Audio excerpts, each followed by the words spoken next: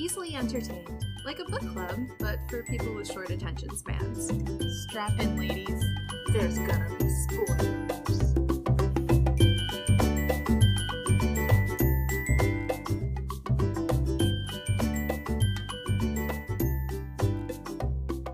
Hi guys! Welcome to Easily Hello! Entertained. Woo! I'm Sam. I'm Grae. I'm Sammi. And today's Sammy's birthday! Woo! Woo! Yeah.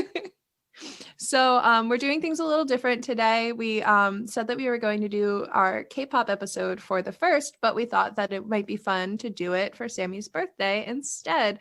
So we're gonna try to get Grae to stan K-pop.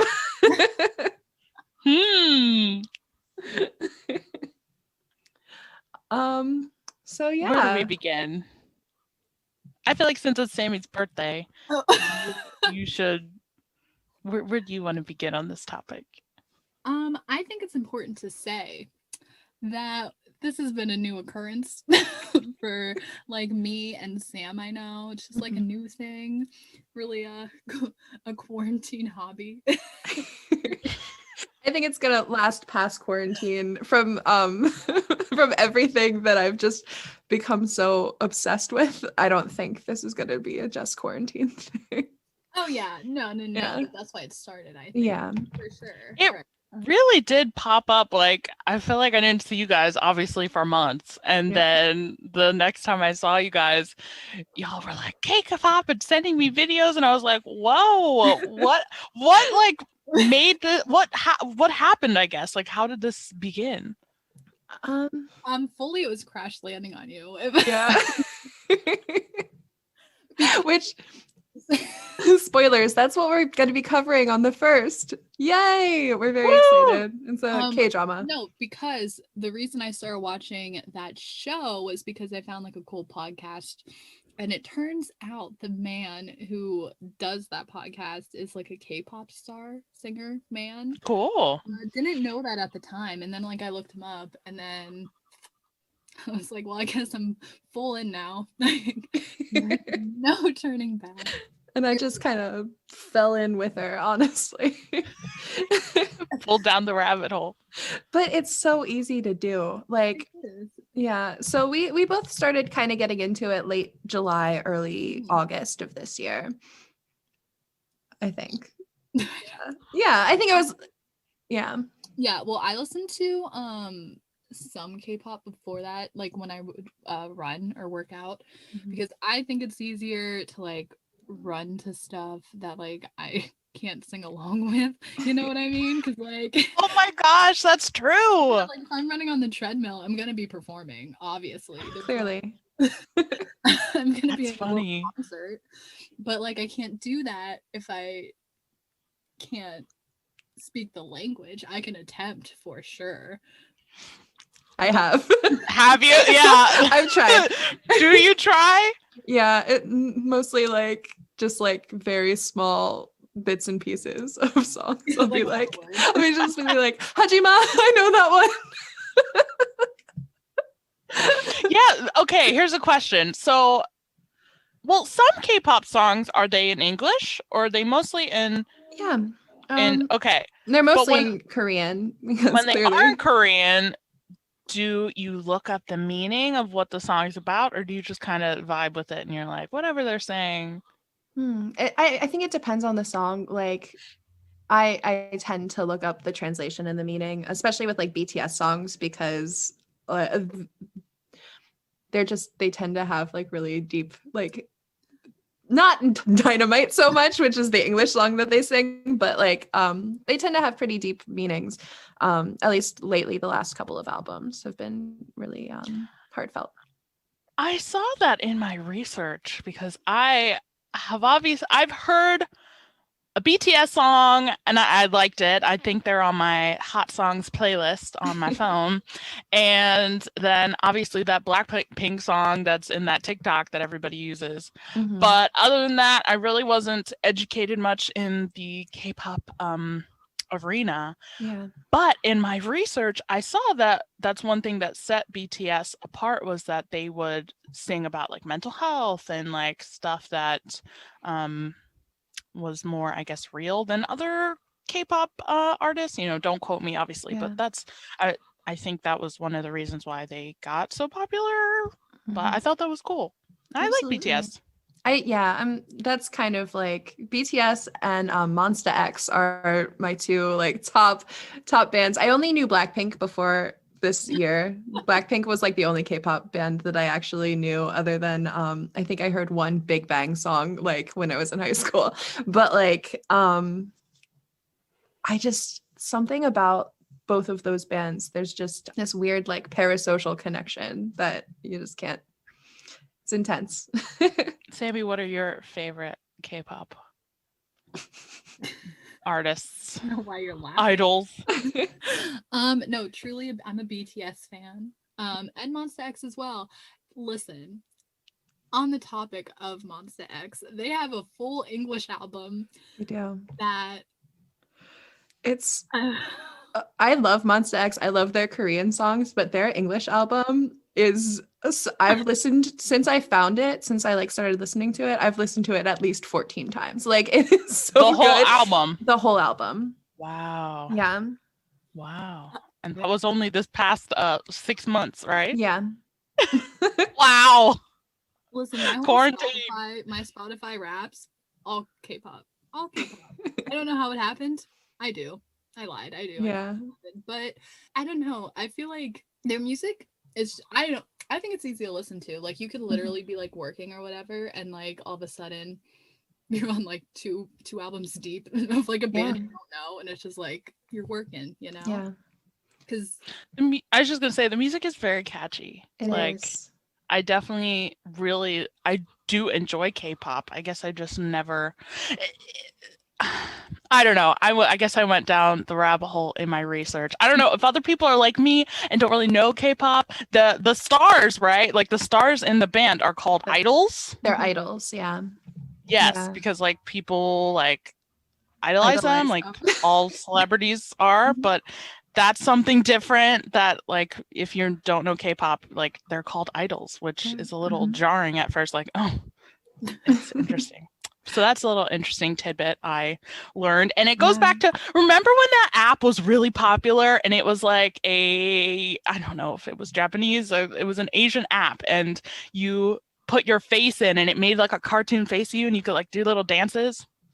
I think it was popular like last year and it was called like Idol something.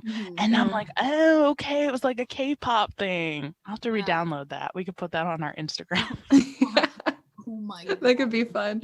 That's there's a lot of very specific things when it comes to the K-pop industry, and obviously, like I said, we're very new to understanding what the industry is and what happens. But like to become an idol, you have to go through idol training. You get scouted by these different studios, these different music studios. So like the big ones are JYP, SM, and I can't think of the third one. Do you know what I'm talking about?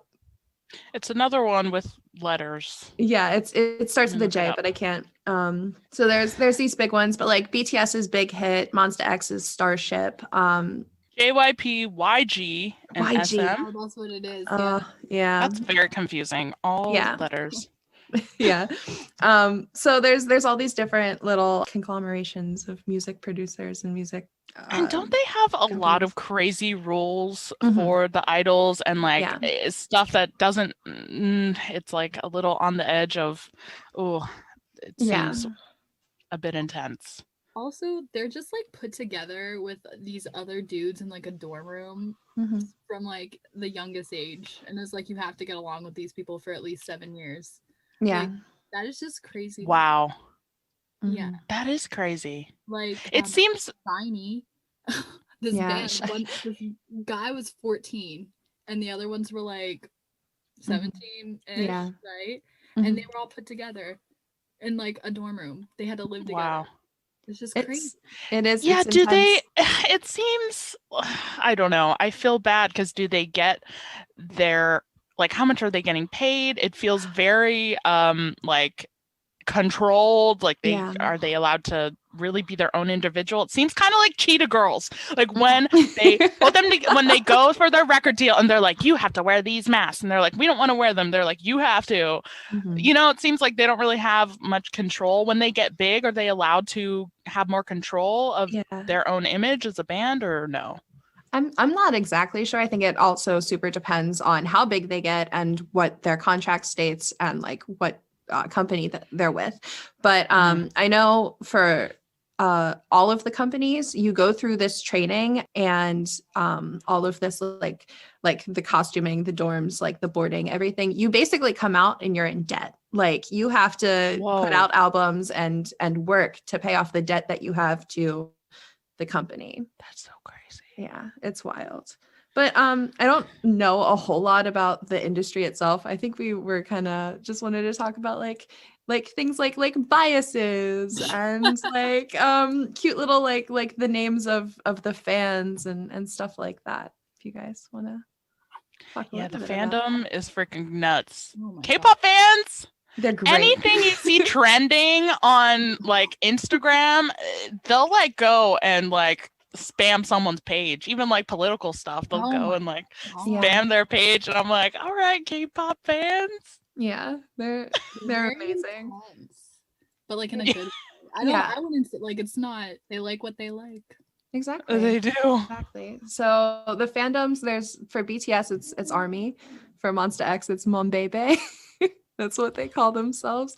Gosh, I'm trying to think. For SHINee, it's Shawals, I think is how you say that. Yeah. For Blackpink, it's Blinks. They're little Blinks. Oh my God. There's a band called 17, and the only reason I know this is because they come up on my TikTok page all the time. And their fan name is Carrots. And I think that is so freaking clever.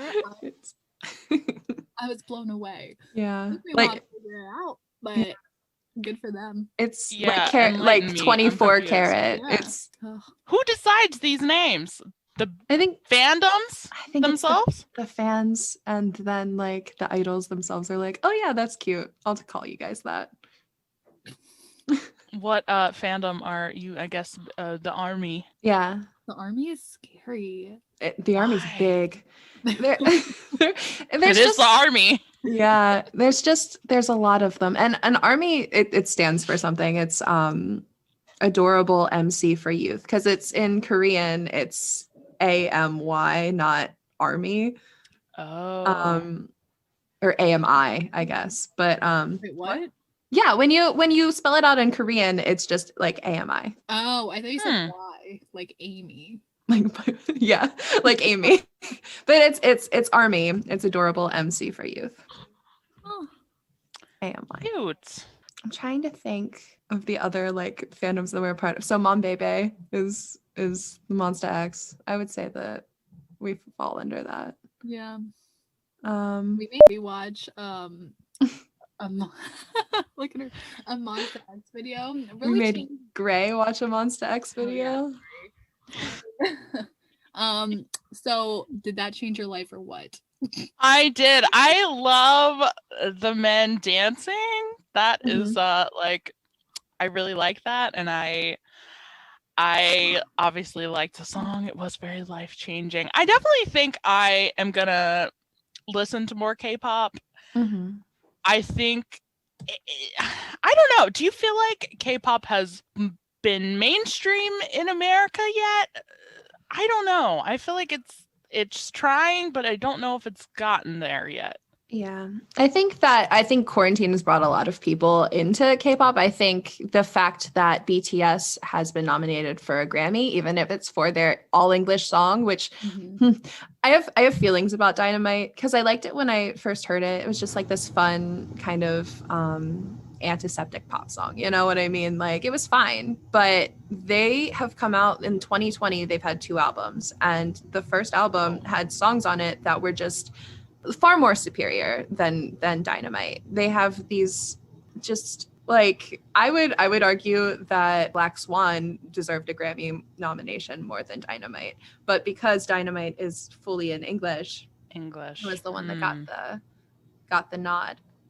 And yeah, a lot of people are super against listening to like K-pop or not, could be any language, like just because they can't understand it or whatever, they like won't listen to it. And I think that's just so annoying. Like the same with, I guess, like any media or like any content, like shows or movies, people won't watch them because they have to like read subtitles, but they're missing out on so much. Like, very true. it's just these K-dramas, I think, are so much more entertaining than like American TV shows. Like, so much you have to read subtitle. Like, can't you read a book? You know what I mean? Like, I don't know. That's annoying. So I think they're definitely trying to become more mainstream here, but I don't know if it will fully be able to.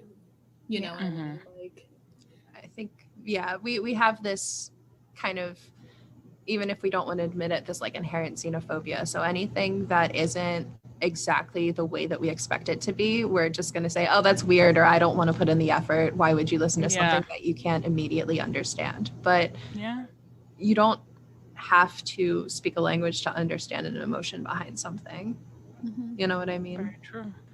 There was something that I felt I needed to bring up on my journey of K-pop. It was one of the first videos that popped up for me, which obviously says a lot about my YouTube history.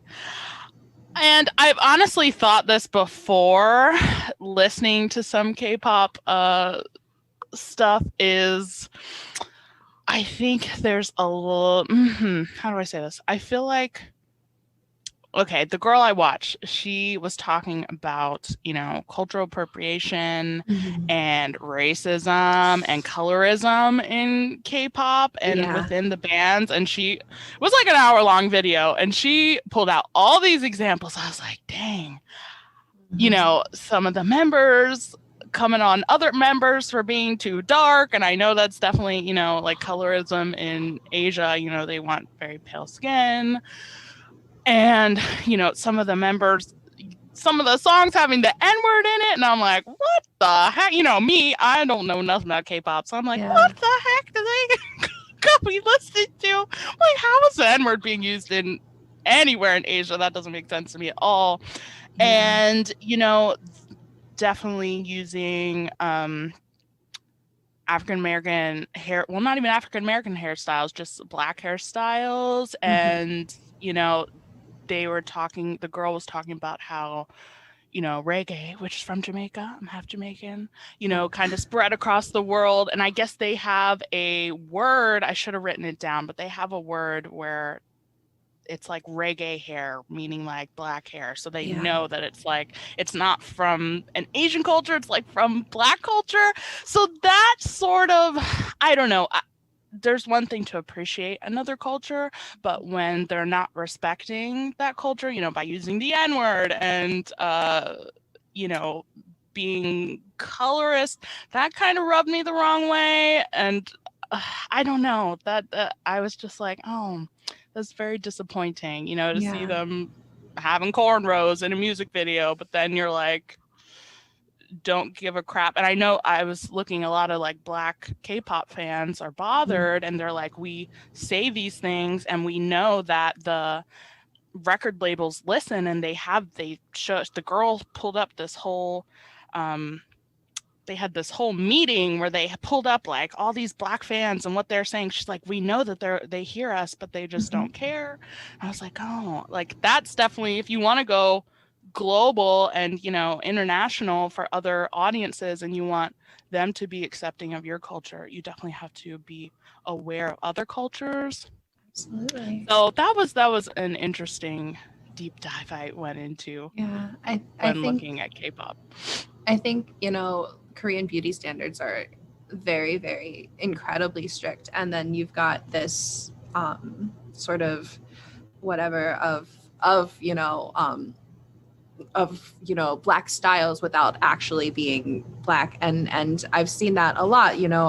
I think Hwasa from Mamamoo, some issues with that in the past. Most recently, Hendery from Wavy, which is a subunit of NCT, just wore one of those like Rasta hats with the fake dreads, and people were really upset about it. And I know in the past, even stuff from BTS, RM has had dreadlocks and texturized his hair. Some people have learned from it, like RM has learned from it. He's apologized on multiple occasions, and some people haven't. And those people, like Henry, you know, they are just showing, you know, Black K-pop fans and K-pop fans that are aware of these things, you know, maybe it's not smart to follow these people. And the thing about idols is they're not infallible. You know what I mean? They're not perfect. What's important is that they learn and they grow. And if they're not, then you can stop appreciating them or appreciating their art. It also makes you think like how much control these like idols have over themselves, you know?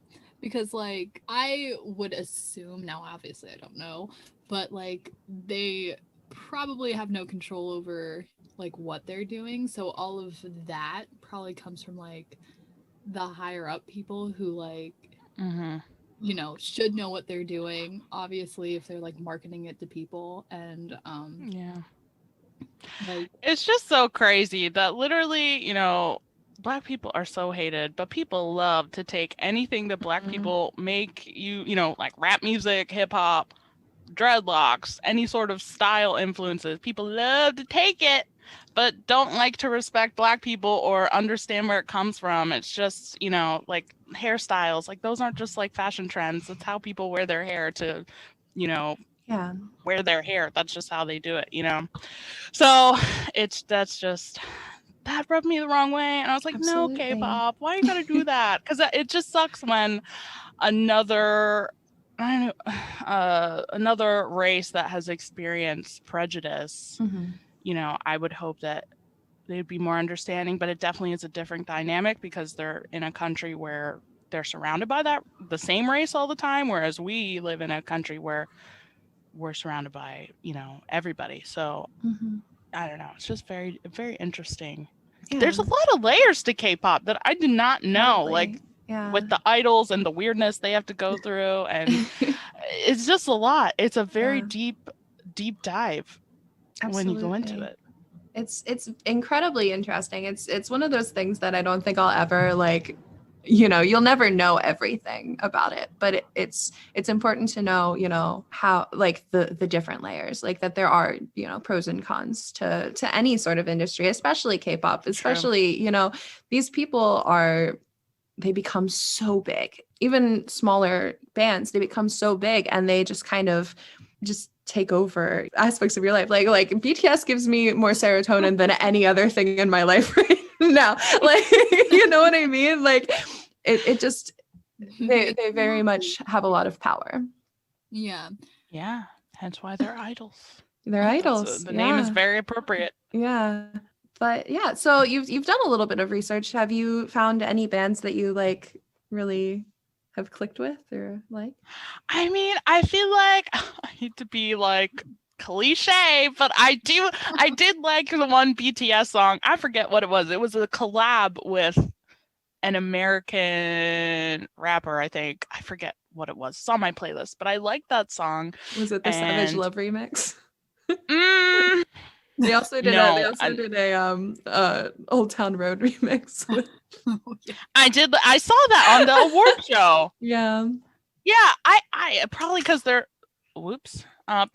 the one that has been most ingrained into my American mind. But so I do like them. I think they're attractive too. So that probably. Who's your bias? Who do you like? Who's my bias? Yes. I'll tell you mine. Tell me mine. I'll tell you yours. I really like RM. He's the leader of the group, which every K-pop group has a leader, somebody who's kind of like in charge. He's also one of the main rappers, along with Suga and J-Hope. I also like Suga. He's my rocker, if we're talking about that. I feel like I can't choose because I think they're all cute. We would call that an OT7. Is that the name? If you can't that I would choose, be if given? you just want all of them, yeah. Okay, yes, that's me. I'm an OT7 baby.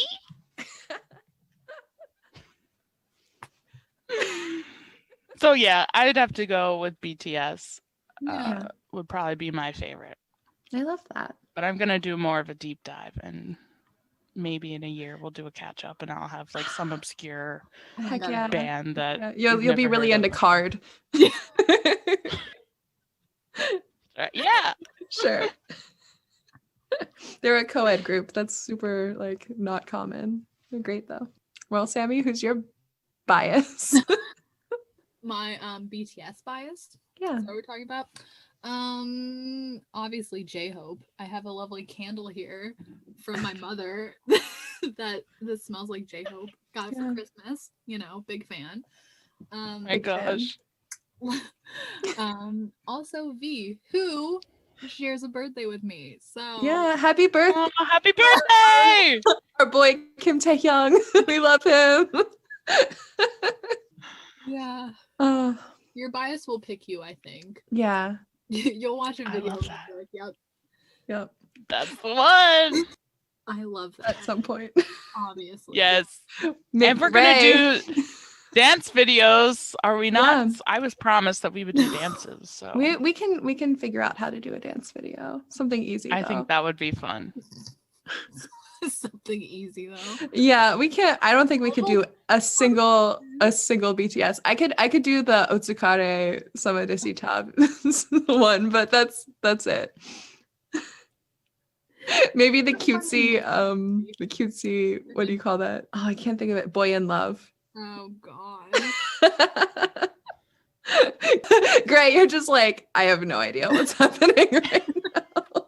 I'm just down for it. I'm down. Sign me up. I love that.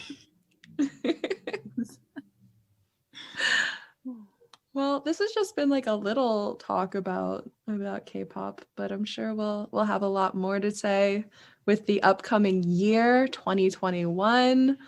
Yes. Happy New Year, everyone. We made it through this year. Congratulations. I would like to say that I think that Easily Entertained has been easily one of the best things to happen to me this year. I'm so glad I get to spend time with you guys. Yes. Yes, it's so true. I love you guys, and yes. I love you too. This is also, and I love our viewers too, or listeners. I love our listeners. Of course. This is the first time that we've recorded where we're not like all next to each other, but I think it worked out okay. We're hoping that the audio will be good. But yes, thank you so much for, talking K-pop. We'll have a new episode out on the 1st as well for Crash Landing on You, which is super exciting. Also, happy birthday, Sammy. Woo! Happy birthday! You're so welcome. All right. You guys have anything else that you want to add? We made it. I'll see you in 2021. Things are getting better. Well, thank you so much for listening, everybody. We've been easily entertained, and I hope that you have been too. Bye. Woo, bye.